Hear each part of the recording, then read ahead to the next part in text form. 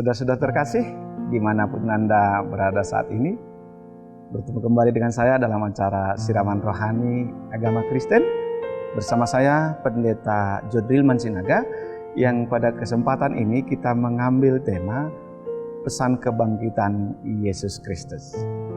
Dan sebelum kita baca firman Tuhan, mari pemirsa dimanapun Anda berada, mari kita berdoa. Kita berdoa. Tuhan Allah, Bapa kami yang bertahta di dalam kerajaan surga. Kembali kami mengucapkan syukur Tuhan, karena Engkau berkenan mempertemukan kami kembali bersama pemirsa kami pada saat ini. Sehingga Tuhan, lewat kuasa tuntunan-Mu dalam keadaan sehat, sehingga kami boleh mendengarkan kembali sapaan firman-Mu bagi kami. Pesan-Mu bagi kami di dalam mengenang kembali Tuhan kebangkitan. Biarlah Bapa, pesan-Mu yang pertama kali ketika Engkau bangkit dari kematian, juga pesan-Mu senantiasa tiba kepada kami pada saat ini. Terima kasih Bapa, berfirmanlah ke tengah-tengah kami siap untuk mendengarkannya. Amin. Saudara-saudara terkasih, kita akan mengambil nats yang sudah sering kita dengar, yaitu tentang Thomas. Yaitu kita baca di kitab Yohanes pasal 20, Yohanes pasal 20 ayat 26 sampai ayatnya yang ke-29. Saya akan bacakan bagi kita kitab Yohanes 20 ayat 26 sampai ayatnya yang ke-29. Demikian firman Tuhan. 8 hari kemudian, murid-murid Yesus berada kembali dalam rumah itu dan Thomas bersama-sama dengan mereka. Sementara pintu terkunci. Yesus datang dan ia berdiri di tengah-tengah mereka dan berkata, "Damai sejahtera bagi kamu." Kemudian ia berkata kepada Thomas, "Taruhlah jarimu di sini dan lihatlah tanganku. Ulurkanlah tanganmu dan cucukkanlah ke dalam lambungku. Dan jangan engkau tidak percaya lagi, melainkan percayalah." Thomas menjawab dia, "Ya, Tuhanku dan Allahku." Ketika Yesus berkata kepadanya, "Karena engkau telah melihat, maka engkau percaya, berbahagialah mereka yang tidak percaya. Berbahagialah mereka yang tidak melihat, namun mereka percaya." Saya akan bacakan sekali lagi ayat 29. Kata Yesus kepadanya, "Karena engkau telah melihat aku, maka engkau percaya. Berbahagialah mereka yang tidak melihat, namun percaya." Saudara-saudara terkasih, kita sudah sering dengar tentang ketidakpercayaan Thomas. Tapi aku mau ambil sisi lain dari peristiwa ini. Saya akan menjelaskan latar belakang nats ini. Saudara-saudara terkasih, ada 2 kata yang dipakai di nats ini yang berbeda dalam satu objek, yaitu kata daging. Kalau kata daging, ada 2 dipakai kata di situ. Yang pertama adalah memakai kata sarx, yaitu kedagingan. Kalau kata sarx, saudara-saudara, dia sama seperti kita. Kalau kita kedinginan, sarx kita kedinginan, daging kita kedinginan. Kalau kita lapar, sarx kita lapar. Dan semua unsur-unsur kedagingan, artinya sarx memang terbatas. Tubuh kita ini sarx, terbatas. Dia punya kebutuhan, dia punya kelemahan, dia punya keterbatasan. Dan dia merasakan semuanya. Itulah sarx. Dan kalau kita terganjal oleh sesuatu, tembok misalnya, kita nggak mungkin bisa menembus itu. Karena kita memiliki tubuh sarx. Dan kita sering terbentur, misalnya kita sering terantuk. Karena apa? Kita terantuk karena badan kita ini sarx. Dia terbentur dan dia tidak bisa melewati kalau ada yang menghalangi. Itulah sarx. Yang kedua, kata daging juga, tapi terjemahannya dipakai, kalau di dalam bahasa Yunani dia pakai dengan soma. Artinya begini, kalau soma dia terjemahannya tetap daging, tetapi maknanya sudah beda. Soma dia tidak punya kelemahan, dia tidak punya keterbatasan, dia tidak punya kebutuhan khusus, tetapi dia merupakan wujud daging. Makanya saudara-saudara, ketika tubuh kita masih sark, kita terbatas, kita gampang sakit, dan kita punya kelemahan, dan kita punya kebutuhan. Tetapi kata soma dipakai di dalam tubuh Yesus ketika mengatakan bahwa Yesus sudah bangkit. Kata bangkit di situ disertakan dengan kata soma. Sehingga saudara-saudara, ketika semua pintu tertutup karena badan Yesus, tubuh Yesus sudah tubuh soma, makanya dia tidak terbatas. Makanya walaupun ada tembok, dia bisa masuk, saudaraku. Dan kalau kita baca tadi, nats yang disebutkan, 8 hari kemudian murid-murid Yesus berada kembali dalam rumah itu, dan Thomas ada di situ bersama-sama dengan mereka. Semua pintu terkunci. Saudara-saudara, semua pintu terkunci. Tetapi Yesus datang dan berdiri di tengah-tengah mereka dan berkata, damai sejahtera bagimu. Yesus yang soma itu. Kita akan lanjutkan. Kenapa dia bisa masuk saat pintu semua tertutup di segmen berikutnya.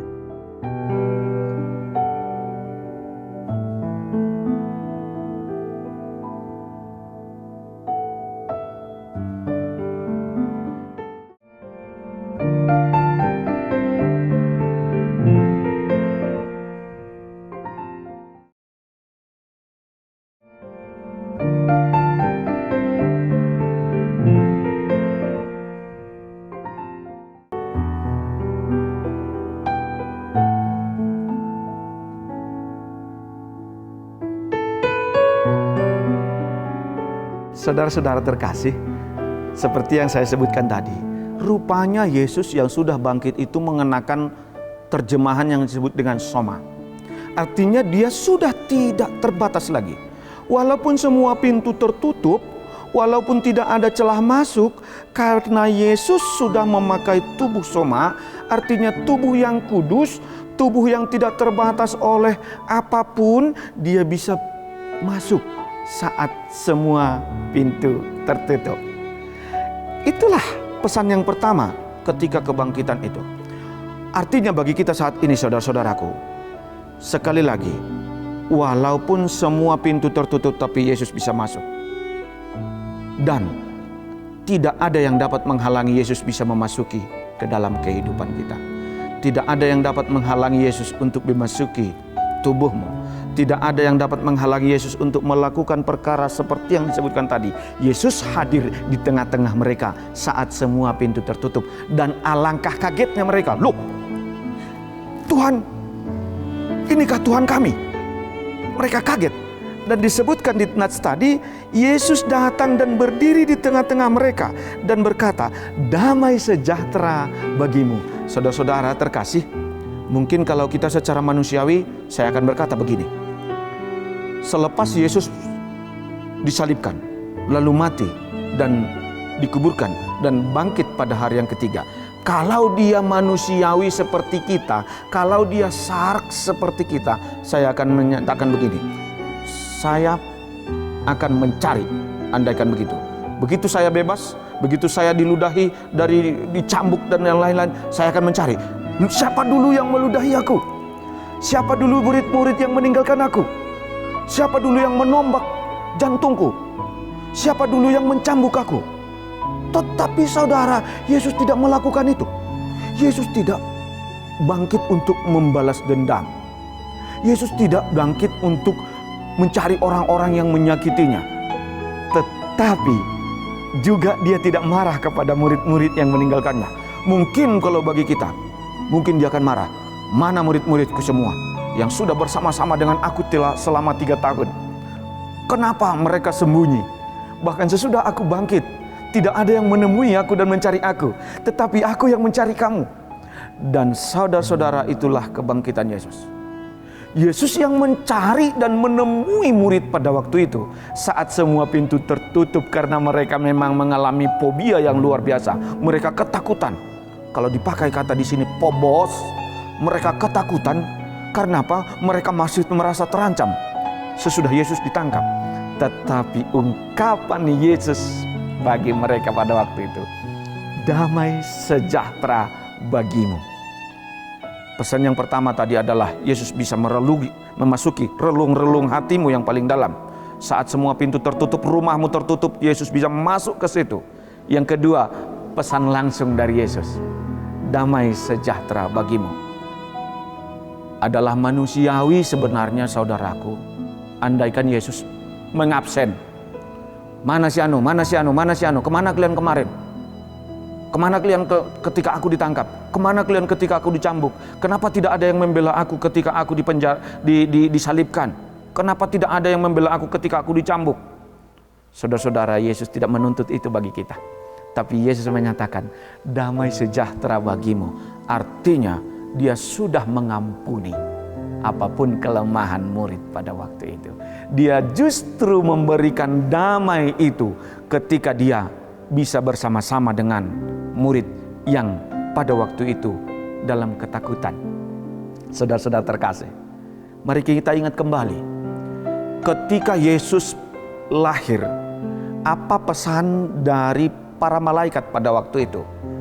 Ketika memberitakan berita kelahiran Yesus kepada para gembala, ungkapan yang sama adalah damai sejahtera bagimu.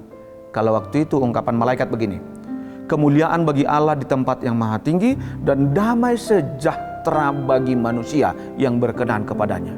Berarti kata yang dipakai ketika kelahiran, damai sejahtera bagimu, kata itu juga yang dipakai ketika Yesus bangkit, saudaraku.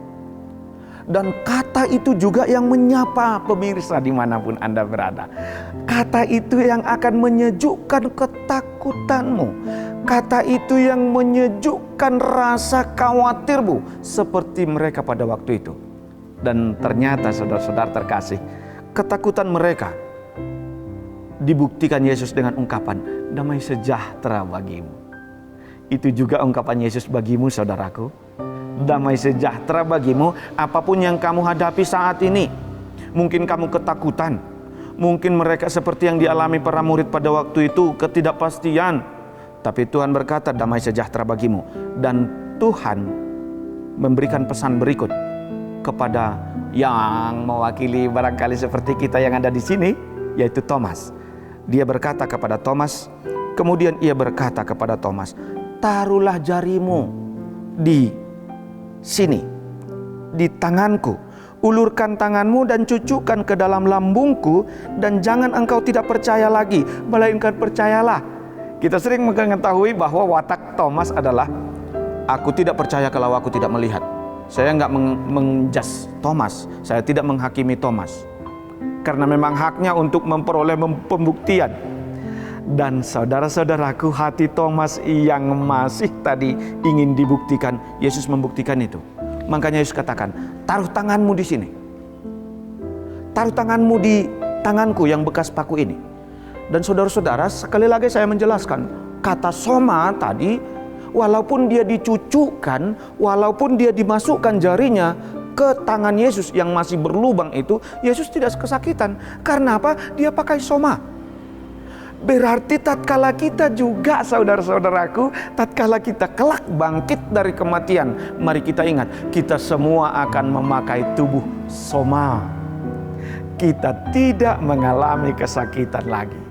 Dan kata soma ini juga membuktikan bahwa bagi kita, saudara-saudaraku, soma kebangkitan Yesus, bahwa ada yang dilengkapi dari keraguan Thomas.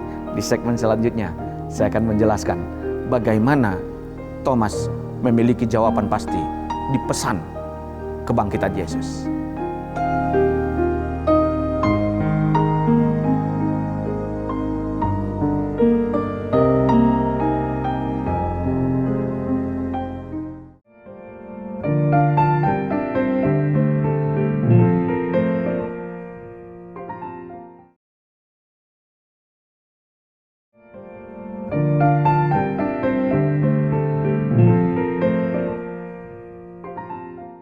Saudara-saudara terkasih, ketika rasa penasaran ada pada kita, ketika kita ingin membuktikan, itu hakmu saudaraku, itu hakmu.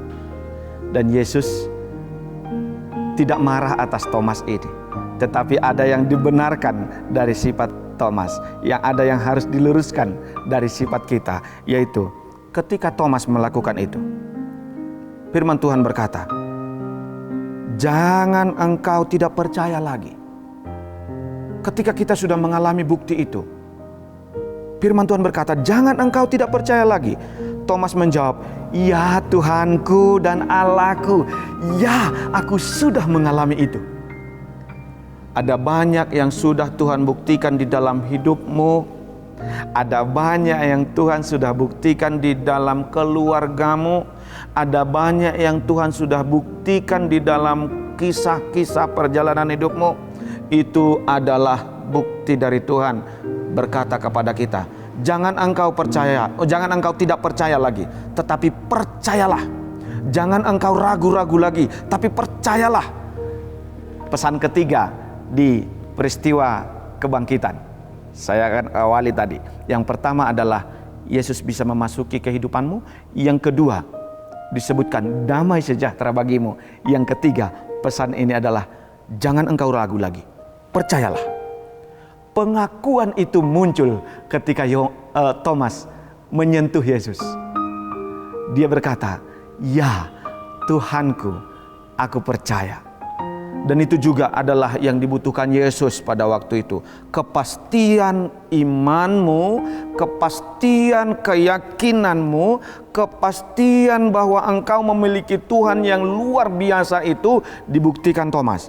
Dan kata Yesus di pesannya yang tadi, ketika Thomas sudah menyentuhkan tangannya, Yesus berkata kepadanya, karena engkau telah melihat, sekali lagi, karena engkau telah melihat. Saudara-saudara terkasih, Tuhan menginginkan supaya kita melihat. Lihatlah apa yang Tuhan buktikan. Lihatlah apa yang Tuhan rencanakan. Lihatlah apa yang Tuhan janjikan. Lihatlah apa yang Tuhan lakukan bagimu. Karena engkau sudah melihat, maka engkau percaya. Tetapi ada yang satu lagi, itu bagi kita, pesan keempat. Berbahagialah mereka yang tidak melihat, namun percaya. Ada kelas yang lebih tinggi lagi saudaraku. Ya mungkin bagi kita tadi, saya sudah merasakan karena saya sudah melihat. Tetapi ada tingkatan yang lebih tinggi lagi, adalah berbahagialah mereka yang tidak melihat. Berbahagialah mereka yang tidak melihat, namun percaya. Pesan ini adalah bagi kita. Saya ulangi, pesan ini adalah bagi kita. Mungkin kita tidak melihat Yesus secara fisik pada waktu itu. Mungkin kita tidak bertemu secara fisik bersama Yesus. Tetapi firman Tuhan mengatakan, kalau kamu ingin menemukan kebahagiaan itu, berbahagialah walau tidak melihat. Kebangkitan ini membuatmu bahagia. Kebangkitan ini membuatmu semangat. Berbahagialah karena kita walaupun tidak melihat, tetapi kita percaya. Amin. Kita bersatu di dalam doa. Kita berdoa. Tuhan Allah Bapa Surgawi yang sudah memperlihatkan bagi kami, ada banyak peristiwa yang kami lalui. Ada banyak pergumulan yang sudah kami lalui. Kesulitan yang kami lalui. Itu adalah bukti bahwa Engkau buktikan Tuhan, kami bisa melihat di luar daripada kemampuan kami. Terima kasih Bapa di sorga, Engkau topang kami, Engkau berikan firman-Mu bagi kami, supaya kami tetap semangat, dan kami memiliki kebahagiaan, dan pemirsa memiliki kebahagiaan, bahwa kami berbahagia walaupun kami tidak melihat, karena kami percaya bahwa Tuhan memberikan kebangkitan bagi kami. Dalam nama Yesus Kristus yang sudah bangkit itu, kami berdoa dan mengucap syukur. Amin.